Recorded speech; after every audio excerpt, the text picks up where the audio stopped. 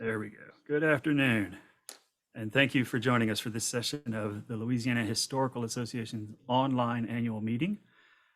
I'm Michael Martin, professor of history at the University of Lafayette and managing editor of the LHA's journal, Louisiana History. Today, I'll be moderator for the roundtable discussion, Building Renaming on a University Campus, Motivations, Justifications, and Observations. I'll get things rolling by introducing our panelists and then provide a bit of perspective on our university's history and what we have been doing. To start with, all of us, myself included, are members of the UL Lafayette Building Names Task Force, and we'll talk about what that means in a little while. My fellow members of the task force are, in the order they appear on the program, Dr. Jordan Kellman, Dean of the College of Liberal Arts and Associate Professor of History, Dr. Marissa Petrou, Assistant Professor of History and Director of the Gilbert Center for Public History, Dr. Maria Seger, Assistant Professor of English and member of the Black Studies faculty, Dr. Theo Foster, Assistant Professor of History and also a member of the Black Studies faculty, Trevian Ambroise, an undergraduate history major and a campus leader. And then we have two committee members who couldn't make it. Dr. Phoebe Hayes, retired Dean of the College of General Studies and founder of the Iberia African American Historical Society. And finally, although she's not listed on the program because she is in class right now, Laura Hughes serves as an integral part of our team as graduate research assistant. For those unfamiliar with UL Lafayette, it was founded as the Southwestern Louisiana Industrial Institute in 1898. It held its first classes beginning in 1900. Those classes included young men and women, all of whom were white. At the same time that, or at the time, SLII was little more than a glorified high school. In 1921, though, it earned the status as a full-fledged college and dropped the industrial from its name. Like many colleges after World War II, SLI experienced tremendous growth thanks to the GI Bill. The 1950s brought its first Black students, some 80 of them in 1954, and it also brought the creation of a graduate school. In 1960, it became a university with the name the University of Southwestern Louisiana. That lasted until the turn of this century when it was renamed the University of Louisiana at Lafayette. Now, our hope for this roundtable, and I think we all agree on this, is to provide you, the audience out there in Zoom land, with some idea of what we've been up to on our task force. But just as, if not more important, we hope to engage in a discussion with you. We want constructive feedback and thoughts. We want to hear what your campus is doing. We want, in short, input from our fellow historians. I'll end with this. Our task force's work is still very much in progress. We are indeed in the thick of researching and of building a statement of principles. So we may not have all the answers. We already know that, but we certainly encourage you to ask all the questions. I'll be monitoring the chat for those questions and comments. So if you do have questions or comments, please type them into the chat. I think we'll begin by allowing the other panelists to make a statement about their role on the task force, as well as provide any other brief thoughts they may want to share with us. So I will hand it off to whoever would like to start, perhaps. Dean Kellman, would you like to go first? Sure. Thank you, Michael.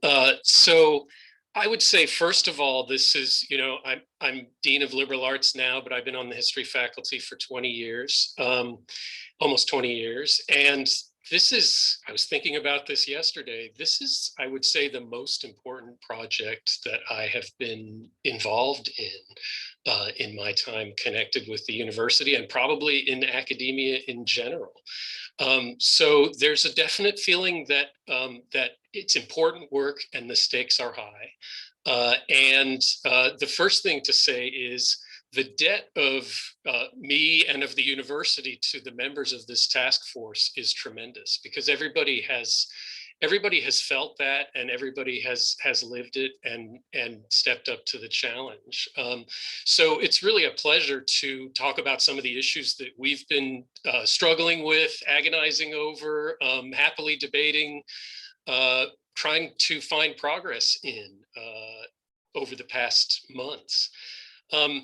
I was asked to chair the task force, and the directives that came really ultimately from the system, from the UL system, were pretty broad: to gather historians and consult the Yale principles on building renaming, which were, broadly speaking, the most prominent ones that were out there in the public domain at the time. And then our university president and other members of his team asked us to take these directives and embark on a study of campus building names. This happened, of course, in the wake of the beginnings of the current BLM movement. There was a petition by a student on campus to change the names of 3 of the most egregiously named buildings on campus, 2 having very strong connections to the Confederacy, and 1 very strong connections to the largest slave-owning family in this part of the state, and also connections to the Confederacy. And 1 connected to the architect of Black disenfranchisement across the state at the turn of the 20th century. So these were very prominent and obvious examples, but the administration knew well, and local historians knew well, that there were many other questions about building names on campus. And we were largely given carte blanche to investigate those. So we promptly started stretching both of those directives coming from the system. Of course, historians are central to this task, but I immediately felt that other disciplines were important too. So the committee has included members of our Black Studies faculty, faculty members from English with specializations in folklore, cultural criticism, and we've had a broad spectrum of members across the ranks of the university, from me, an administrator, and another administrator on the task force, and faculty members, of course, and a graduate student. We were provided with a graduate assistant to help in the research, and an undergraduate student who will be speaking later today. We also questioned the use of the Yale principles. Once we read them, we immediately felt that they were dated in many ways, that they were perhaps appropriate to Yale in ways that they weren't appropriate to UL Lafayette. And I immediately endorsed the effort of our task force to do a broad research of other principles out there and set out to write our own principles that met the challenges that we face and represented our judgment about what the criteria of our research should be.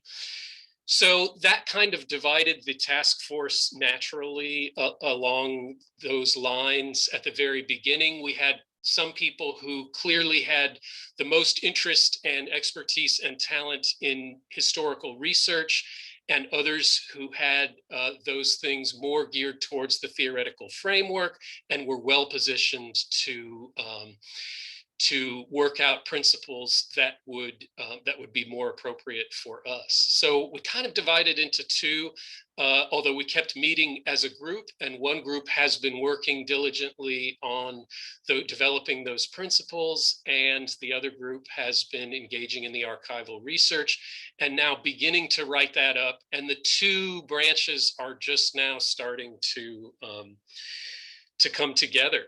I think I've felt the tension sometimes between the administration that is going to have to represent these findings publicly and with all kinds of stakeholders in the university, and the academic research of our task force. I think sometimes those things coincide and sometimes they don't. It's very clear that some kind of balance has to be struck between the methodology and the sometimes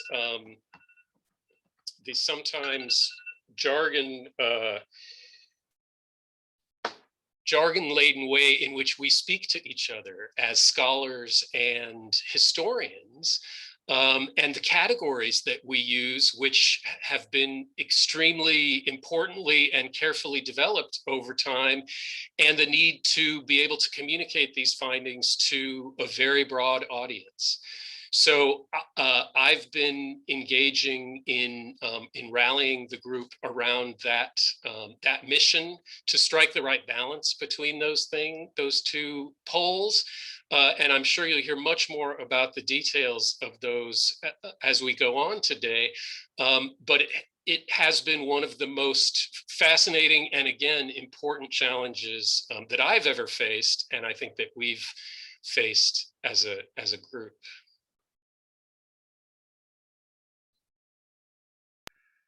All right, thanks, Jordan.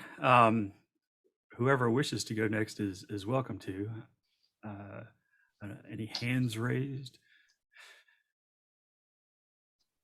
Shall I call on you? Okay, there you go, Marissa. Go ahead and we can go in the order that you introduced us. So Okay. I prepared sort of slightly different comments, and which I think also kind of reflects where I was coming from when I joined the task force. And I'll just say that when Dean Kellman sent the email out and asked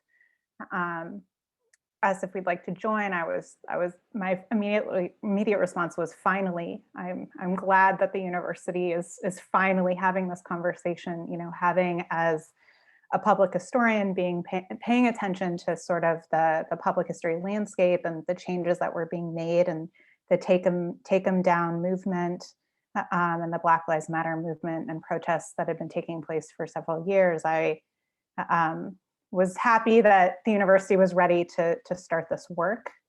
So as Dr. Martin said, I'm director of the Gilbert Center for Public History and assistant professor of history at UL. And my research focuses on the history of race and ethnicity within science, technology, and medicine. And I especially focus on visual and material culture. And my current work looks at how museums, especially science museums, have constructed categories of race and ethnicity through their collections and through imaging technologies. And as director of the Gilbert Center, my focus has been to support programming and research that aims to decolonize public history and the public history landscape. So this means supporting especially projects that bring attention to Black and Indigenous history. And so one example is our History of Medicine podcast series called Healing in the Bayou, which we started in collaboration with the Iberia African American Historical Society, which is directed by Phoebe Hayes, who is also a member of our task force. And then I'll just give an example of one other project, which also involved another member of our task force, Trevian Ambroise. And I'm saying all of this because these projects are also very important to where I was coming from and how I saw myself on this task force. So the second project, which is now very much an ongoing project, is called Shared Histories, documenting COVID-19 and the movement for Black lives in Southwest Louisiana. And that's a project that began last May, which initially started with a focus on COVID-19. And then after the murder of George Floyd, and after the difficulty that Vermilionville Living History Museum in Lafayette had with just trying to publish a statement in support of Black lives, it became clear that a more sustained focus on the present day Black experience in this region was really necessary. And I wanted to use whatever platform I had to try and support programming and work in that area. And I think Trey might talk about this a little bit more from his experience, since he was the undergrad research assistant on that project. And that was also how I came to recommend him to be on this task force, because at the same time, that was when I had received the invitation from Dean Kellman to take on this work, the task force. And what this project really started to focus on for the last fall was a series of webinars providing the opportunity for really sustained conversations with stakeholders in Lafayette and in Acadiana, so in Southern Louisiana, to talk about the symbolic and material change that really needs to happen if we want to really address the structural inequalities in this region. And so for me, I was very interested in collecting information and encouraging conversations about these particular issues. And right after we started planning this, there was also the murder of Trey Pellerin in Lafayette by Lafayette police in August 2020. And so I think, for me, it's all of my work is very connected.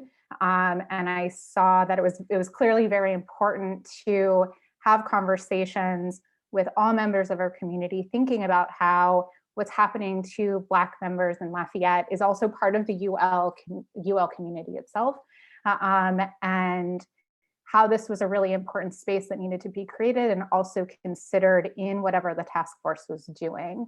That it's not just what we're going to find in the archives, it's really documenting the harm that members of our community are experiencing every day, just on campus, and being able to take notes of that to help us think about what our responsibilities are on this task force with the work that we're doing. And so I'll stop there. All right, thank you, Marissa. Maria, you're up next. Yeah, thank you so much for having me as part of this conversation. I have been working with Marissa and Theo on the principles section of our report, and not having a background in or training in history, but rather in English and cultural studies. It's been a really productive conversation, I think, among the three of us about the ways our fields approach the sort of material and symbolic significance of the harm universities across the United States have caused in advancing whiteness and anti-Blackness across time and space.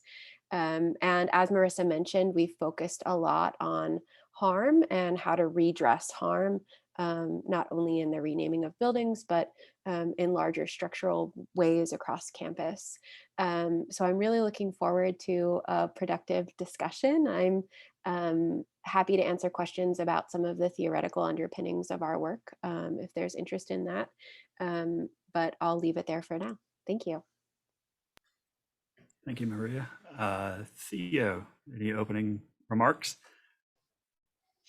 Yeah, no, thank you, Michael, Marissa, Maria, and Dean Kellman for leading us off.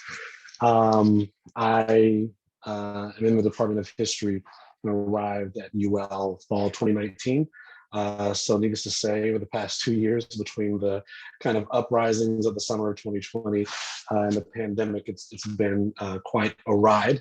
I have 3 degrees, 2 graduate ones in Black Studies. So a lot of my approach to questions of history, memory, institutionality is rooted in that kind of tradition and interdisciplinary field of knowledge. My work is on the historical memory and the politics of it in terms of the civil rights movement, mainly in Alabama with regards to tourism and institutions like the Birmingham Civil Rights Institute, but also more broadly thinking about narratives of Black freedom and Black abjection, right? The kind of familiar narratives of Black death, slavery,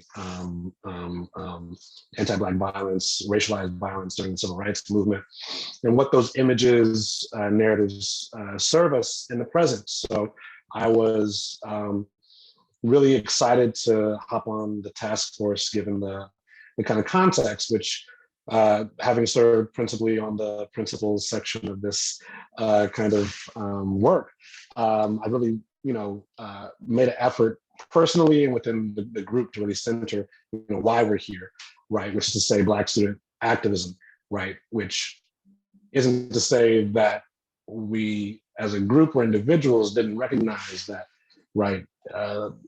Institutional histories informed our navigation of space on campus, but that our coming together was, principally in response to that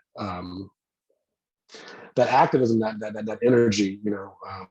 The field of Black studies indeed is indebted to Black student movement in 1969.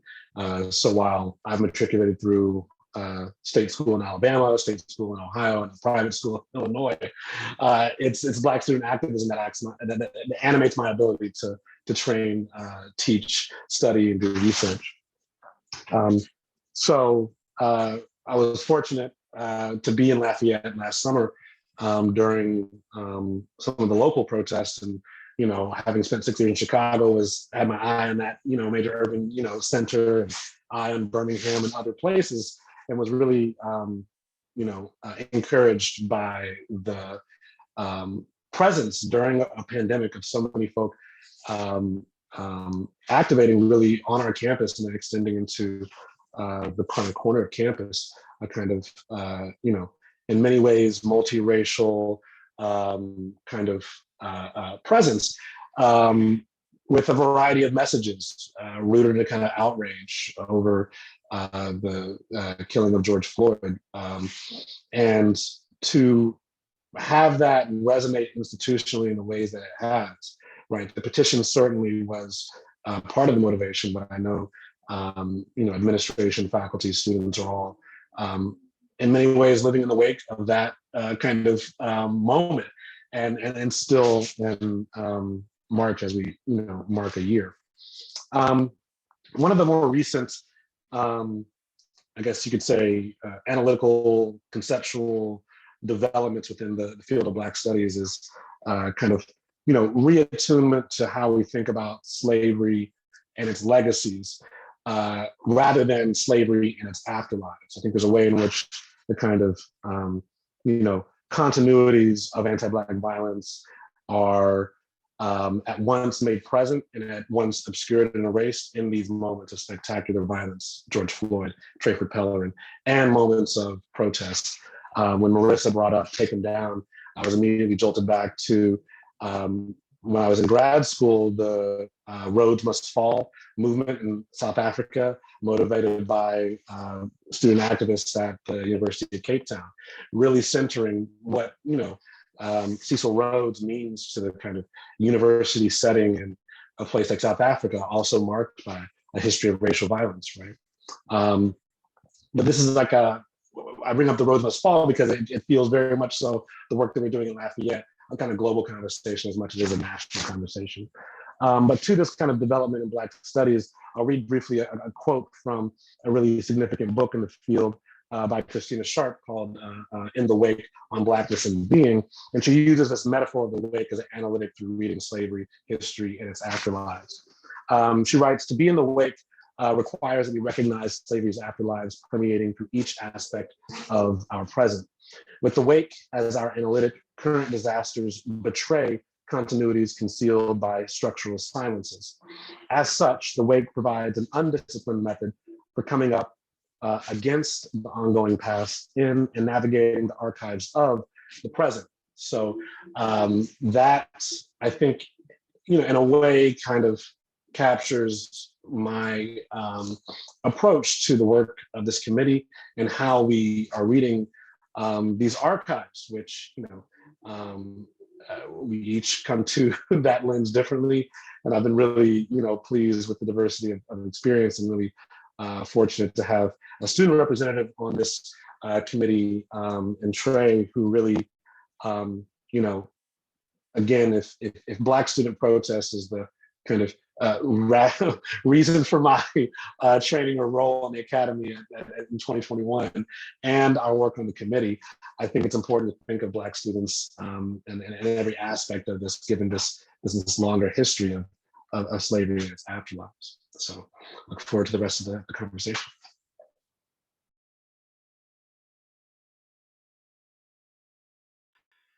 Thank you, Dr. Foster. And that leaves Trey.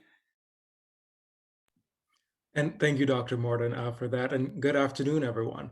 My name is Trey Ambrose, and I'm an undergraduate here at the University of Louisiana at Lafayette. I major in history, and my minors are political science and English. The first time I've entered into this conversation about the buildings on campus was actually being introduced to me my fall semester of my freshman year here at UL. And I took a class called UNIV 100, which is a class that all freshmen have to take. And there are some distinctions in those classes. And so I took a class that was titled University History and Traditions. And in this class, of course, it overwent the history and some of those traditions found at UL Lafayette. And of course, that included the history of building naming, and of course, the practice of building on campus. And so as Dr. Petrou alluded to, I entered into the task force from learning, of course, in those conversations that we were having with the Gilbert Center, in those conversations that we were sharing about those national conversations and those worldwide conversations about how do we memorialize public spaces and who is being memorialized at those public spaces, and taking those global conversations, those national conversations, and bringing it back to a local level, especially as more of those issues began to come closer to Southwest Louisiana. We entered into those conversations around those buildings' names on campus and the circulating of that petition, and eventually the phone call that we would all discuss. And so I entered into the task force as a student representative, but also as someone who was a researcher and engaging in that work. And so I primarily served a part of the research committee, going into those archives, virtual archives, online archives for my understanding, and basically essentially looking at that history. Found that at UL Lafayette, that those building names and the buildings themselves actually speak about, and thinking about the context of which they're built, the names of which they inherited, and additionally just speaking about them as places where students are learning.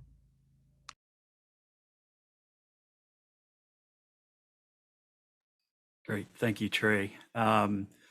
So, we've kind of set up what we've been up to. I think when I was doing the introduction, I didn't really say what I've been doing. So as Dean Kellman pointed out, there are these kind of two parallel activities happening together, and they are now beginning to really overlap. So I have been, along with Trey and our graduate assistant who's not here, Laura, have been working through archival materials and trying to piece together the histories of particular buildings as well as the namesakes of those buildings. And so we decided that, there are some buildings that are easily kind of slam dunks. Anybody who was a member of the Klan, we figure that's probably a building that's not going to stay with the same name. But there are others that are much more difficult when you look at them. Buildings that are named after people who are not only prominent at the university and in the community, but also who are recognized by the public as being great leaders of the university. But when you dig a little deeper and you look at even some of the things that they're known for, then it becomes pretty recognizable that they came with their flaws as well. And so I've been focusing on the research side, and I do that coming from a background of not only being a native of Lafayette, not only having attended what was then USL, having done a great deal of research on the university itself while I was a master's student, and also writing about and teaching courses on local history now that I've returned as an instructor. So we have some questions already coming in. We can go ahead and jump right in there if that's okay with everyone. The first question is from Light Cummins. And Light asks, was there a consideration of putting a larger number of non-academics on the committee? I don't know who would be the person to answer that question. Maybe Jordan?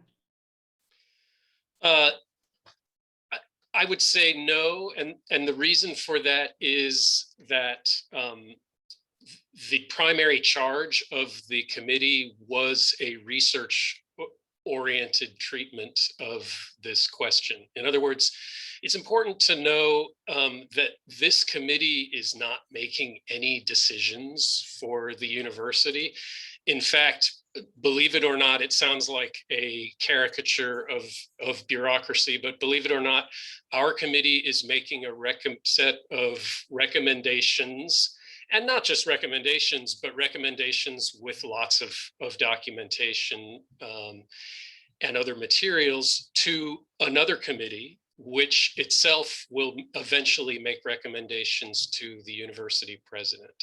So the university has by no means charged this committee with deciding what buildings should be named what on campus. This committee's charge was very focused research using the skills and training that we have on campus to examine the history of building naming and the namesakes of buildings on campus. Now, it's also important to say that I think to an outsider to that task, it sounds relatively simple, right? You find out what the biographies of these individuals are, and you write those down, and that fulfills the request.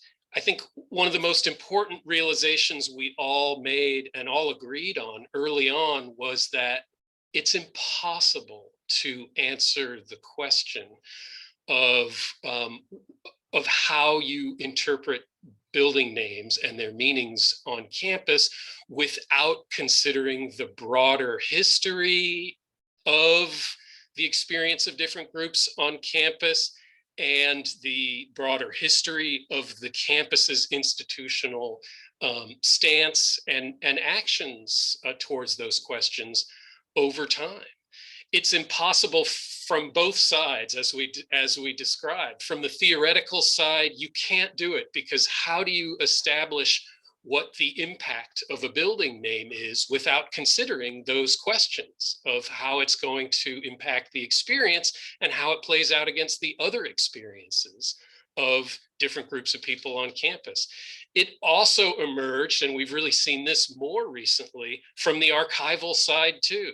As some of the cases that Michael was just discussing, you can't just take an encyclopedia level biography of somebody, particularly somebody who was involved in university administration, and know what the meaning that their name bestows on a building is. You have to start exploring the context of what challenges the institution was facing at the time, of what its relationship to issues of race and segregation and integration were at the time, of how it fit into the bigger state patterns of how those things evolved.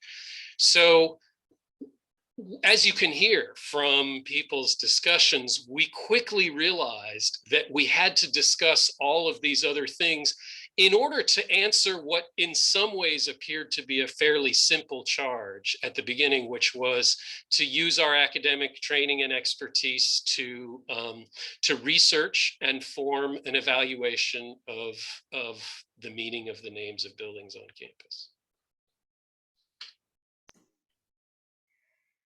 All right.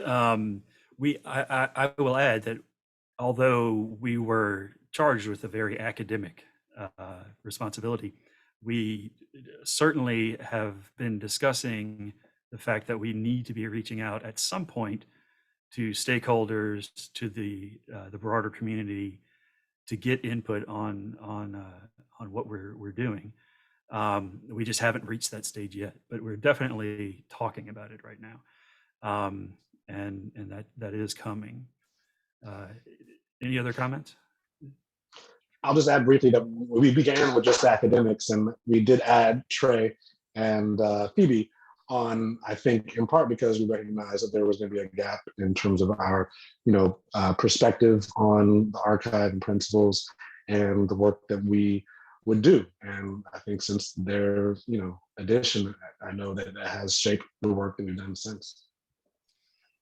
And I would add that separately from those 2 points, that the university will doubtlessly have a stage of community consultation that will be organized at some point down that path that I described, that this decision work will take. Okay, we have other questions, so we can move on. This is from David Bennett. He says, within your research, how have you approached separating the context of the naming practice itself and the individual? I was asked to do a similar project with Jacksonville. I'm assuming that's Jacksonville, Florida's public schools. And they wanted me to focus on the individual themselves, who were Civil War figures, rather than the context of the naming. And that was 1957 to 1965. I think we've already touched on this a little bit, and the fact of the matter is, you can't separate them, and simply by even as recently as yesterday, recognizing the moment some of these buildings were given some of these names, brought together just a whole conglomeration of, oh, well, this was also happening at the same time, and this was also going on at the same time. And so I think it must be done, that you contextualize while you're also, figuring out biographies and things of that nature. And if I might add, specifically at UL, we looked at a case of, and as Dr. Morton alluded to, our conversation yesterday at our biweekly meeting, was that there was a period of time where buildings on campus, the original buildings on campus, were named specifically for usage. And that's it. So for example, there was a main building or administrative building, and that's all the building that was named. And then for a period of after 2 decades, the buildings were named or dedicated with a different name and a name with an individual attached to it. So in that, we're looking at the context of these buildings, of course, being built at a particular time, but also thinking about why were these individuals chosen specifically for at that time. And also one thing that, as Dr. Morton was alluded to, that what was happening not only on campus, but was also happening in the community at that time, that can also help frame what was specifically happening with that context. I would add also that I think it's really important to include that naming process context for communicating with broad audiences and stakeholders. I mean, I think one thing that one gets from talking to people, from reading things like the Yale principles, is that people feel that there's sort of a transcendent, timeless quality to the names of buildings on campuses. Especially alumni of the university have a great deal invested in their memories that that date from a particular time, and the building names are closely connected to those. And it's very easy for all of us, I think, to get the impression that these are timeless identifying attributes of the university, and that we're somehow violating that if we question them. But hearing the particular details of the decisions that went into naming a building at a particular time after a particular person tend to help release you from that, because it doesn't seem anymore like a transcendent, necessary part of the identity of the university. And just to add to that, I would say that a lot of the people that you encounter who are arguing for that timelessness, that kind of static identity for a structure and its name, are, some of them I would say are completely authentic in their feelings. Others I would say are doing it for political purposes, probably for the same reasons that they're saying things like, don't take down the Confederate statue. And so, some of those people maybe you can convince. Some of them you're never going to convince, but all we can do is present them with what we find. We can present them not only with the evidence from the archives, but also these justifications and understandings from the theoretical side of things, and let them determine what they're going to do with it. We've got some other questions. The questions are really rolling in. I'm liking this. This is, James, thanks for asking this question. Has the long-running debate over the Raging Cajun nickname been any part of this renaming conversation? Short answer, yes. Would anybody else like to talk about it?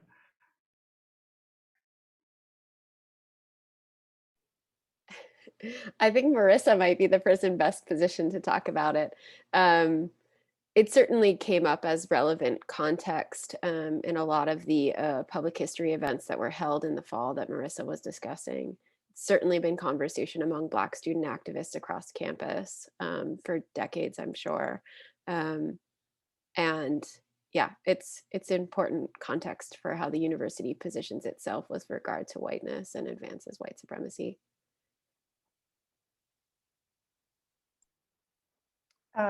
Yeah, thanks, Maria. So it definitely came up at multiple events, and the only real input was that it's a problem. I don't think a single person defended keeping it when it was brought up for discussion in those contexts. Was that, and we looked into it as well, that not only is it a problem right now, but at the time when it was being discussed, an entire committee formed opposing the decision, or proposing this decision to adopt the Cajun mascot. And and there was an article on this last year on the issue of focusing on one ethnicity, focusing on whiteness, and choosing to specifically ignore the input of Black members of the community who were saying this doesn't represent us. And then today, several members of our community had said, this is really an exclusionary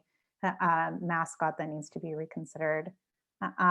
So we did add it in our, we have like a running list that we're keeping of kind of recommendations that we're considering. But I will say, in part of our work that we've been doing, we've been reaching out to other universities to find out how they're handling this situation. And it's been very enlightening. And I think especially because we're starting a lot later than a lot of other universities. Some universities started doing this work, really investigating their universities' connections to the history of enslavement, have started this work almost 2 decades before us. And one university said, don't start with the Cajun mascot, because that's a really big thing. That doesn't mean you don't include it at some point, just in this first discussion. And their main emphasis was, and this was coming from the university's Studying Slavery Commission, which is actually includes about 62 different universities and colleges around the country. But we're in this is going to be a very long process. Our task force may not exist, but this is really, years and years of work that we have ahead of us, is the key takeaway. So I see some other questions, but there was a follow-up question from James Wilson, and then Mary Farmer Kaiser chimed in as well. James's question was, can you explain the context some might not understand? And Mary said, what about the fleur-de-lis? Okay, so I can certainly explain the context. So for most of the university's history, its nickname for its athletic teams was Bulldogs. The fact that there were 2 teams named Bulldogs in the state never seemed to be a real problem. But within the context of the sort of Cajun, or the creation of this kind of monolithic Cajun culture that was played for tourists, but also certainly became embedded in the community, the university itself started kind of informally using the term Raging Cajuns. That was in the 60s. Supposedly the earliest usage of it was like in 1963 by John Breaux, who later became Senator John Breaux. The official name change came in 73, I think, or maybe 72, which was right about the time that because of all the oil boom money, they were building new stadiums, and there was just this flush of cash. And I think the university decided to just capitalize on what was at the contemporary moment so noticeable nationally and locally. But it wasn't too much longer after that the Uncajun Activities Committee was created. That lasted. I mean, it's kind of difficult to trace everything that was going on with them because they appeared and then they disappeared. They appeared, they disappeared. But they lasted at least until the early 1980s, when the university decided, well, we're not only have we changed our nickname, we're also going to change our mascot, because the mascot had remained a bulldog despite the fact that they had changed the name. And the mascot that was tried for a single year was something called Colonel Cajun, which was the equivalent of Colonel Reb at Ole Miss, except somehow Cajun. But clearly a just horrible depiction of antebellum white supremacy, right? That's what this was. And then at that moment, you see the Uncajun Activities Committee reemerge and say, not only do we not want this mascot, but we still think that the Raging Cajun's nickname is incorrect. And what's more, and this is something that is recognizable going back even before the athletic name change. They weren't just talking about athletics; they were also saying, and we want more Black professors. We want more coursework that's designed to help us understand Black history, Black studies generally. I mean, people had been saying that going all the way back to the turn of the 1960s, I should say. And so they weren't just focused on the one kind of really upfront problem. Mary brings up the fleur-de-lis, and that's something that I don't know that I have found anywhere in the records until relatively recently that people have been upset by it. And the reason, of course, is that the fleur-de-lis was used to brand, or was the mark that was branded on runaway slaves, right? And that the first time it was one shoulder, the second time it was another shoulder, and so forth. And associating that mark with our university is simply shocking. And I have my students, for instance, in Louisiana history, read the Code Noir, where this is first, at least as far as I know, that's the first place it's kind of codified. And every semester, multiple students in my class say, wait a minute, the thing that we have this big statue of in the middle of the quad, the thing that's on our athletic apparel, the saints, for goodness, all of that stuff, that also was used to mark enslaved people. And so that, just seeing the students' awareness of it and kind of catching on to that has been a learning experience for me, I think. Well, and it shows you how culturally embedded these things are, because we partly as a state use this fleur-de-lis out of an imagined fraternity and historical fraternity with France, and trying to make that reference. But in France, the fleur-de-lis is immediately associated with the old regime, the monarchy, and is considered an extremely reactionary symbol, and is shocking to people to see it. So it hasn't started resonating that way yet, partly because people don't know the history that you just told, Michael, and people don't have those associations. It came up, I think, at one of our forums in the fall, but it hasn't been as high on the general priority list that we've been feeling from the community. Anecdotally speaking, Ian and I were on a panel on Confederate monuments fall of 2017, and some alumni mentioned it at that event in the Q&A. So it has been on the radar of alums for a while. But this too is going to be, it's going to be a different kind of battle, because the state itself has used this across the state as an identifying symbol. And just like with the Raging Cajuns, there's now a lot of money bound up in it. I mean, you know, are the Saints going to give it up if we give it up?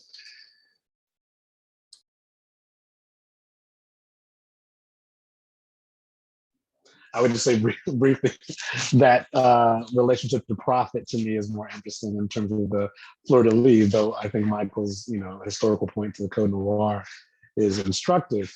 I think it also traffics in the imagery of anti-Black violence being the reason why we might reject the fleur-de-lis or question its contemporary usage. But given French colonization writ large, and that fleur-de-lis associated with that kind of national form of colonial violence, we might question the truth on that basis alone, right?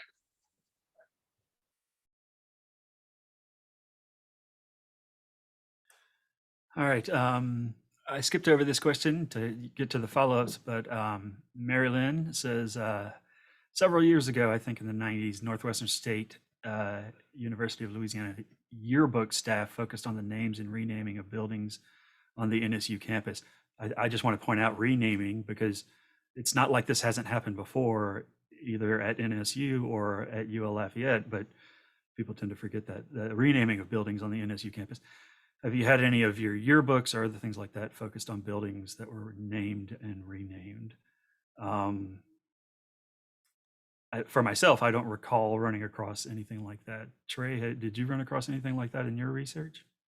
So our yearbook here at UL is called L'Acadien, so Acadian, that same conversation we had before, but a different context, of course. Yearbooks are a wonderful time capsule that truly speak about what students are doing at that time, what the university is doing at that time. Very much L'Acadien is very much focused on what students are doing at that time. There's not much about what's happening outside of the campus community. So in short, the yearbook does not really speak about in regards to renaming or naming of buildings and stuff like that. There are parts where they may speak about dedicating of buildings, or that, oh, look, that this new building is being built, and essentially, it always starts off in a very similar pattern in the older books of a tour on campus and highlighting certain books and speaking about it in different languages that was appropriate for that time. So definitely, I would say that yearbooks are a great source that helps speak about context, especially in regards to student life and the experiences of faculty and staff there.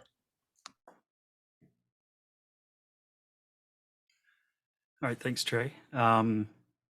Another one from David Bennett, and this one I'd like to start the answering with. Have you experienced manipulated minutes or silences within the archival record as to why buildings were named what they are named? We have experienced manipulations. In some instances, either people who should have been sending memos and letters about things that were of momentous effect were completely oblivious to it, or more likely their records were cleansed somehow. But the one that really stands out is, so here in our archives at Dupree Library, we have the papers of Governor John Parker. And if, as many of you know, Governor Parker was governor from 1920 to 1924, which is also the time of the rise of the Second Ku Klux Klan, and you have the Mer Rouge incidents. And Parker was very, very anti-Klan. And so for a variety of reasons, we were looking at the Parker papers I was looking at them partly because of some other interests I have. And there was a file that was noted as open by permission only, or something to that effect. Now, that file, we got permission to open it, and I would, of all things, the one thing I maybe thought in the back of my mind it could be, but did not expect it to really be, was a list of Klansmen in every parish of the state, what claverns they belonged to, and so forth, including a list of Lafayette Parish Klansmen that numbered about 35 or 40 names. And of course, the story is always that the Klan's not big in Louisiana because it's anti-Catholic and so forth. Well, it existed in Lafayette, it existed in Crowley, it existed in Eunice, it existed all over the place. Now in Lafayette, it disbanded, and oddly enough, it disbanded, well, not oddly enough, but it disbanded because there was pressure put on it by Catholic and Jewish businessmen. But the people whose names were listed there were the Protestant leaders of the white community in Lafayette. Not necessarily like the preachers at the Baptist church or whatever, but people who were the business owners, people who were involved in politics, people who were on the board of trustees of the university. Some of them, there are buildings on our campus named for. And so when they felt the pressure, they ultimately disbanded, right? But it was a good 3 years after they had started. And when they disbanded, they took up a long a portion of the newspaper, and they said, look, we're sorry, we didn't realize that this was an anti-Catholic and anti-Jewish thing, which implies that what they really thought it was an anti-Black thing, right? That's what else? If it's not anti-Catholic and it's not anti-Jewish, then what is it? And so they didn't say anything about that, but they were like, we're sorry that this has hurt our relationship with our Jewish and Catholic friends, and therefore we're disbanding. And many of the people actually signed off on it. But to see that list that had been marked basically do not open without permission of, I think it said library, archival staff or something to that effect. No, it was director of the library. That got us starting. At first, gullible me, I'm like, well, maybe there's some sort of mistake here. Maybe there's nothing negative going on. But sure enough, what it appears to be is that a previous director of the library and a previous archivist sealed that particular file because those people's names on that list, there are still many of their family members in Lafayette. And they also had this strong connection with the university. And so, my gullibility maybe got the better of me, but you learn from those sorts of experiences. So absolutely, there has been evidence of that sort of thing. Other comments from the task force?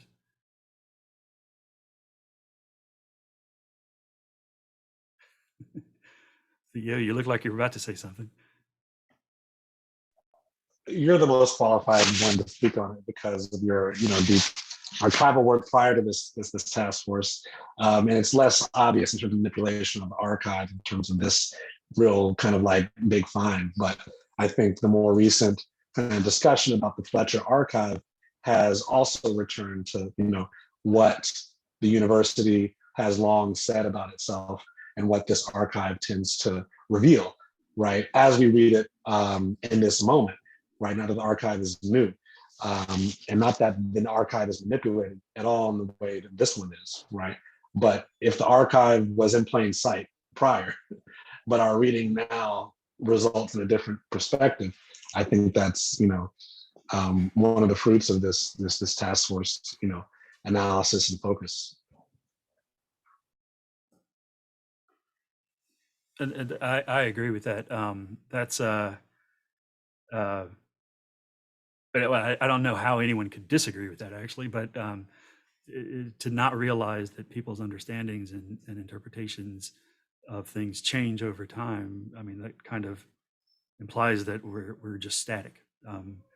And so that's something that, related to building names. I've also recently been involved with a court case that is being brought about the removal of a Confederate statue in Lafayette.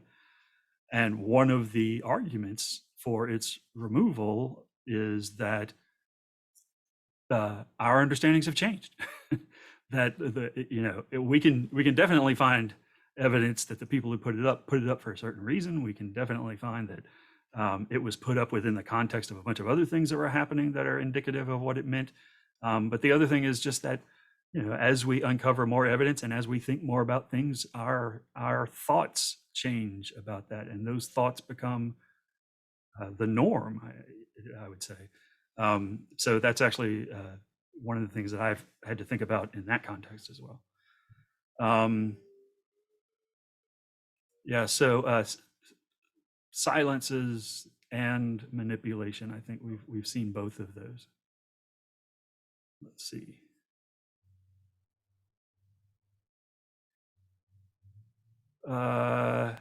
Someone wants to know, why is UL so far behind other universities in addressing this issue?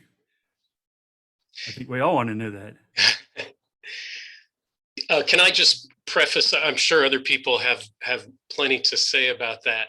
I don't think it's quite fair to say that UL is far behind most universities in this. It's certainly far behind some, but I think that literally thousands of colleges and universities really started taking these questions seriously in the past year. And we are certainly part of that wave.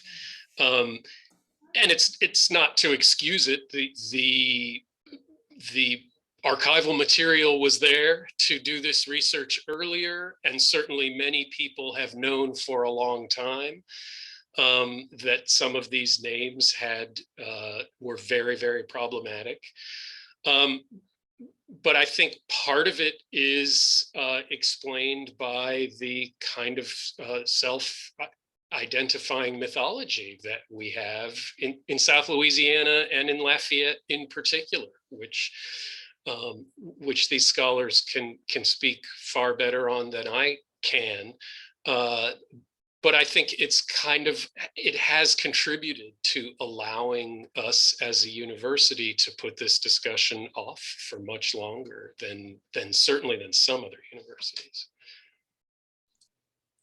I think that I would suggest that part of the reason that UL has not addressed this and other issues of inequity across campus is because a lot of the departments and programs that address these issues of inequity in curricula have been systemically understaffed and underfunded. We don't have a Black Studies program or department at UL. And this is the kind of department or program that would take the lead in such an investigation. And that would embolden student activists who are interested in such an investigation. So the university, the way the university manages its budget also impacts the university's ability to continue to cause harm and not redress that harm. And we're hoping to see a change, I think, and students especially are hoping to see a change on that front in the years to come.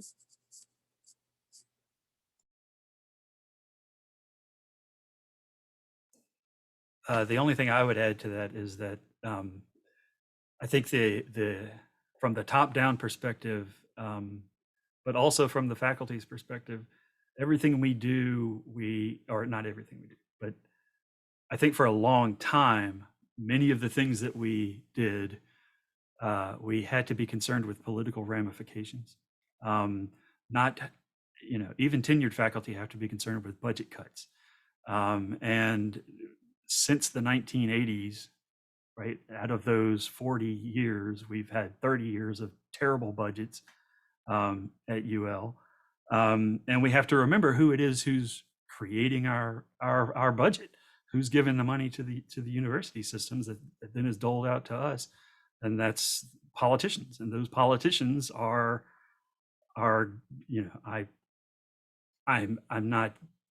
I'm not condemning them all, but I'm going to say that most of them are not going to want to hear some of the things that we're going to say. And so it's not just an internal issue. It reflects a broader issue of the politicians, but also the people who elect those politicians. Especially if you're, for instance, President Audemars or President Savoy, you've always got to keep that in the back of your mind, because we may think it's wrong, unfair, or whatever, but there are punishments that can be doled out politically for taking stands like these. And that threatens our very existence, it threatens our jobs, it threatens everything.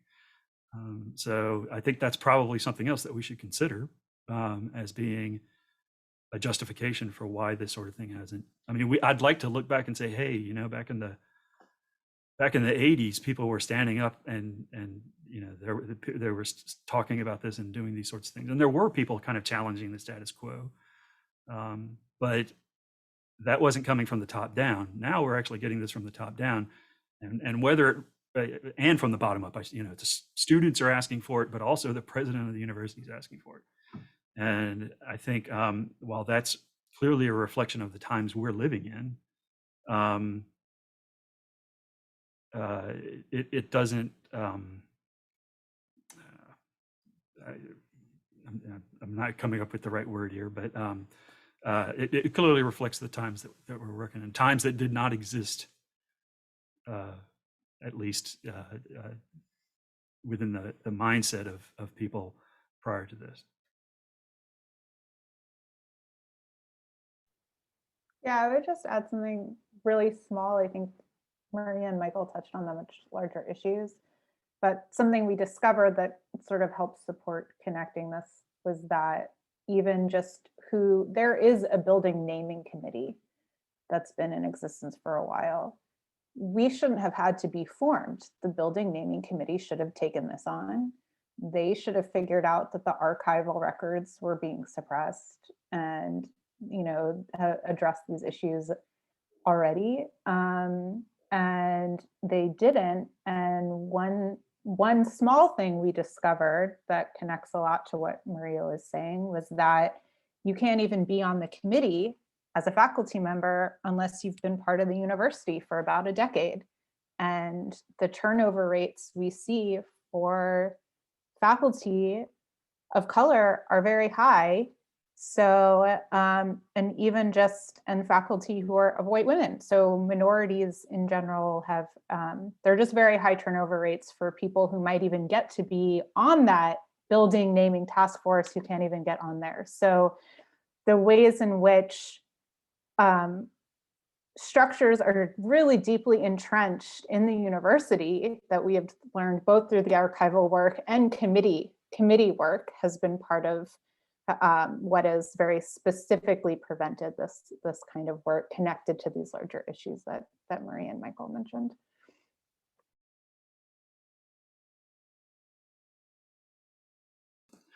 Okay, we just got a great question from Ann Case, who's the university archivist at Tulane. And Ann, you'll be happy to know that we have been actually in communication with some of your colleagues who are on the Tulane renaming committee. It says, our renaming task force just completed its report and recommendations about our first building under consideration to be renamed.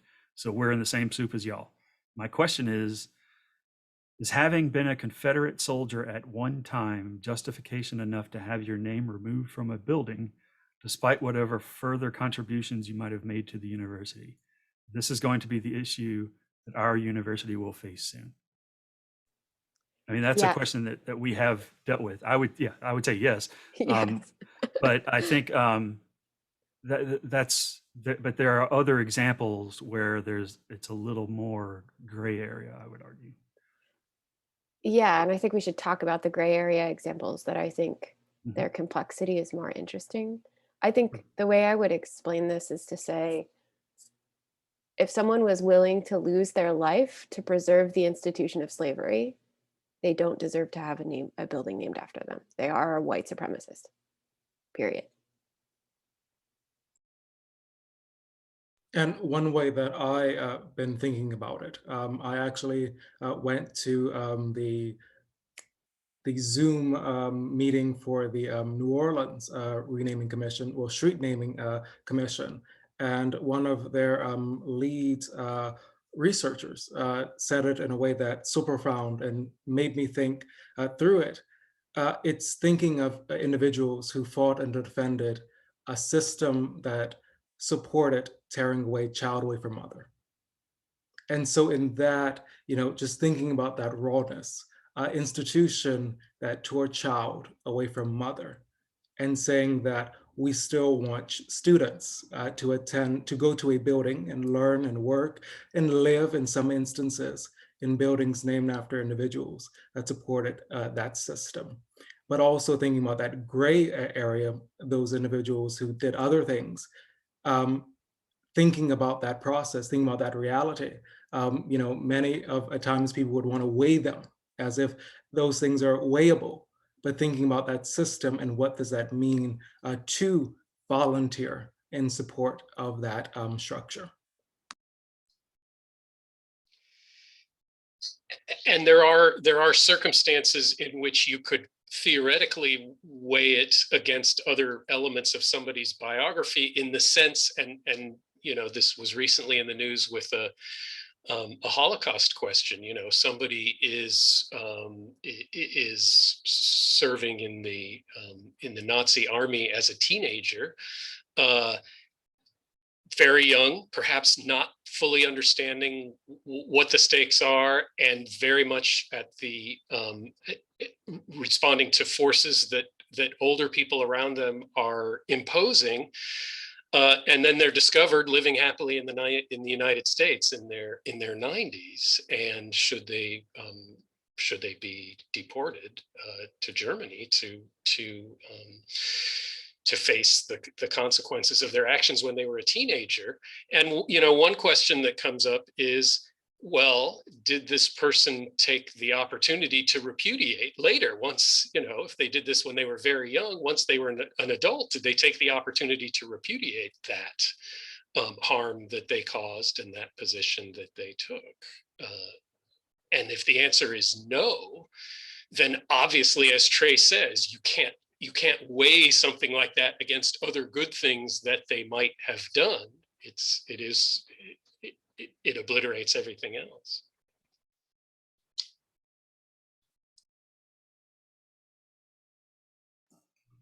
I think some of the members of the task force probably know this about me already. I'm always kind of thinking about, at some point, this is going to have to go to the public, right? And we're going to have to deal with public perceptions, and we're going to have to deal with people with some with very broad, expansive minds, and some with very narrow minds. And so I'm always trying to think, well, what's their counter argument going to be? So in this instance, what if someone says, well, what about someone who was drafted in the Confederate Army, who had no other option but to go into it, who didn't necessarily, wasn't the first in line to join up? What's our answer to that?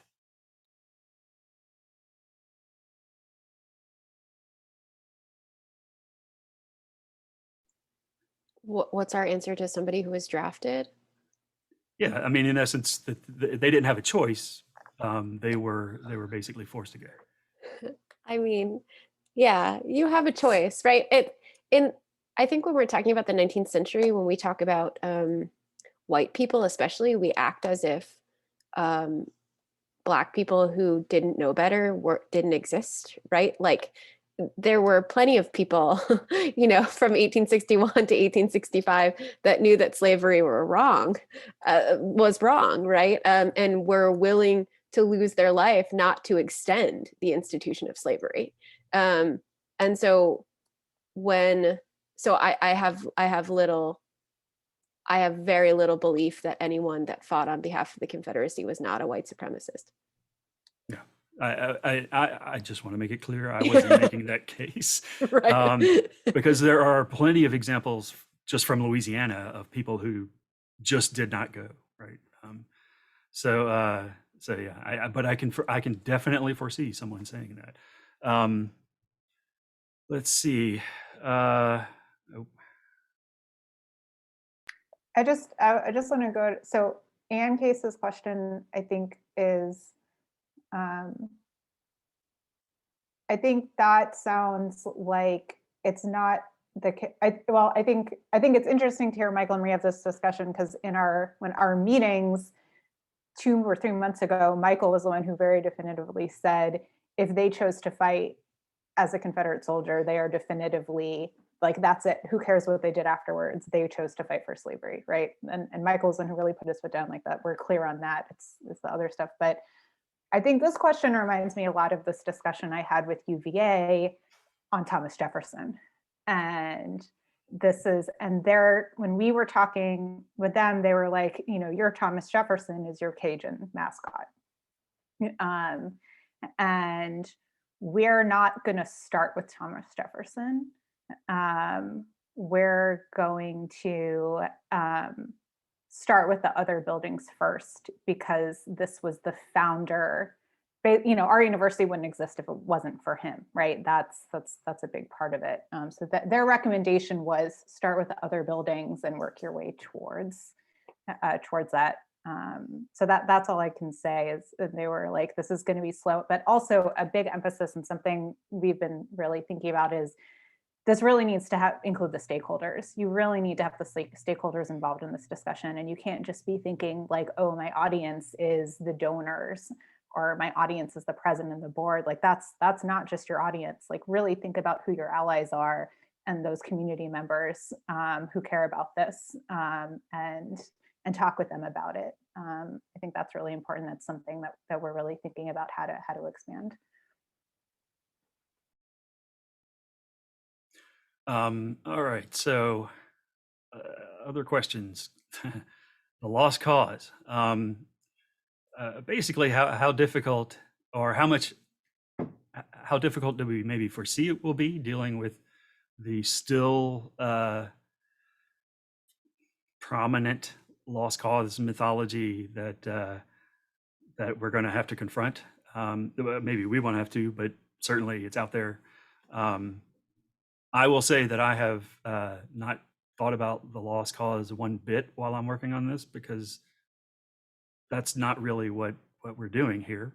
I think the lost cause has been discredited plenty by plenty of people, that I don't have to discredit it anymore. Although I did spend an entire session of Louisiana history today talking about the lost cause.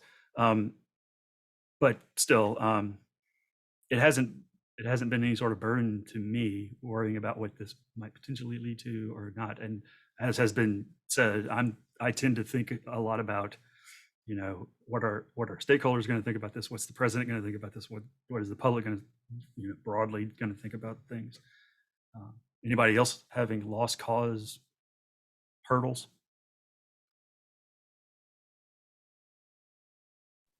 I mean, I think, I teach the late 19th, early 20th century. And so I think a lot about the lost cause. And I think, again, it's one of those sort of like underdeveloped, underfunded, undertaught areas at UL in particular that would certainly give context to the kind of like white supremacist veneration we see when buildings are named in the eras they're named in after the people that they're named after. But certainly there's like a distinct brand of lost cause mythology in Southwest Louisiana in particular that I'm not sure I fully have wrapped my head around yet. That we will have to grapple with. Yeah. And the Cajun, the sort of idea of Cajun as a white ethnic identity has something to do with that conversation as well. perhaps. Yeah, just briefly to add on to Maria's observation, I think, and to connect it to Marissa's comment about the conversation with UVA, this is a problem of white mythologies that institutions tend to reproduce time and again, despite, the 54 decision that brought, 80 Black students to UL's campus. The purchase, the profit of those white mythologies beyond the lost cause, right, I think is a tension that is foundational to, the US, to UL, to UVA. How do you reckon with those contradictions that are at the root of our students' experiences with, who we are as a university, who they are as individuals. So it's that structural individual, right? Like these are individuals who might have participated in a constitution that disenfranchised Black folk or participated in the Civil War. But these structural legacies, right, inform so much of what we do and don't do, right? Which is why I think this in the wake metaphor is so helpful in terms of how slavery, didn't have to be UL selling individuals to stay afloat, as Georgetown did, right? To have that direct connection, the ways we talk about these mythologies, I think, or teach or don't teach, and inform their kind of permanence. All right, we're getting near the end of our time. The time has flown by. There are some questions and some comments that I want to make sure we get to. Well, actually, some of the earlier ones were just to me, so these are public, so you can kind of see them if you want. James asked about the complicated legacy of Earl Long. As James well knows, I've thought about that.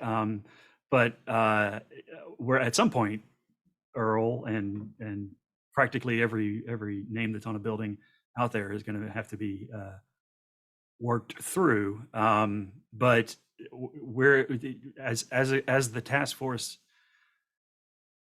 as we kind of got our footing underneath us, and we really kind of figured out what it is that we wanted to do, we purposely chose to create some kind of models for how we might assess building names. And we chose like one building name that, as I said earlier, was kind of a gray area. We picked one that was just so obvious it would be kind of slam dunk.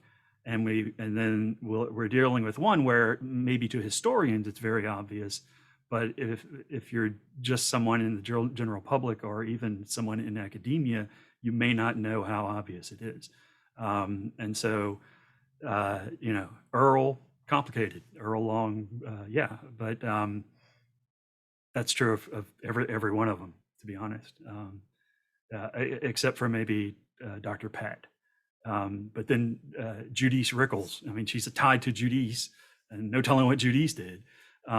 So it's that only makes it a little bit more difficult. Let's see. Brady says a key element in the success or failure of the renaming effort will rest on replacement names suggested, and that is something that the task force has talked about.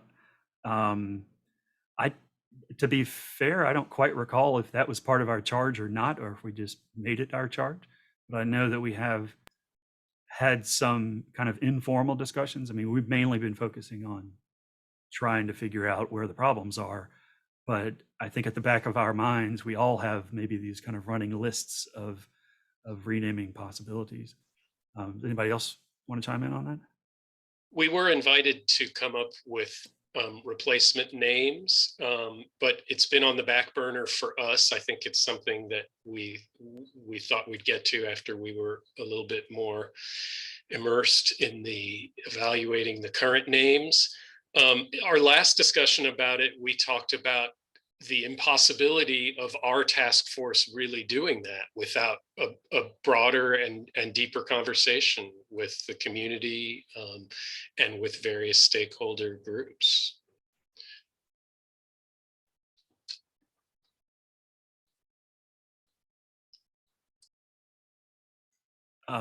Any last comments before we go?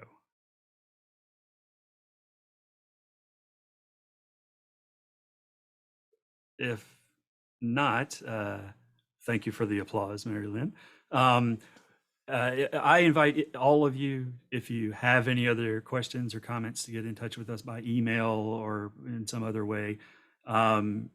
Please give some thought to this stuff. We really want the input of our fellow historians, archivists, people who are thinking about these things and working on these things. And we hope that you'll follow us as we go through this process as the task force. So thank you to the Louisiana Historical Association. Thank you to James Wilson for handling all the logistics of it. And thank you to my colleagues on the task force. It's a pleasure to serve with y'all. All right.